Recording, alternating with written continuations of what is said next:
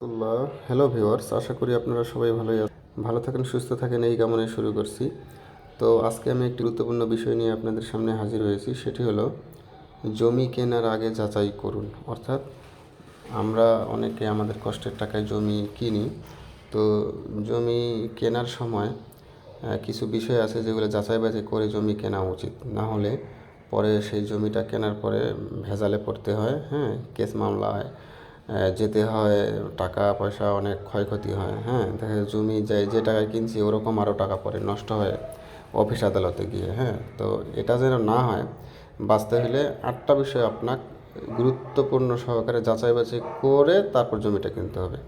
তো 1 নম্বরে আপনাকে দেখতে হবে মালিকানা যাচাই, হ্যাঁ, যেই জমিটা আপনি কিনতেছেন, যার কাছে কিনতেছেন সে কী সূত্রে মালিকানা অর্জন করছে, হ্যাঁ, ক্রয় সূত্রে নাকি পৈতৃক সূত্রে, উত্তরাধিকারী সূত্রে, এগুলো সব কিছু ভালো করে যাচাই করতে হবে যে ঠিক আছে কিনা।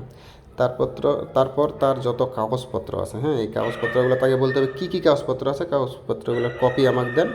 এগুলো আপনি আবার যাচাই বাছাই করবেন, হ্যাঁ, যারা ভালো করে বুঝে কাগজপত্র নিয়ে, আপনি নিজে না বুঝলে তাদের কাছে দেখায় বুঝবেন। তারপর নকশা যাচাই করবেন, একজন আমিনের কাছে গিয়ে এটার নকশা আপনি যাচাই করবেন, এটা দাগ নম্বর দিয়ে। তারপর দখল যাচাই, এই জমিটা ওই মালিকের দখলে আছে কিনা, হ্যাঁ, এটা আপনি যাচাই করবেন।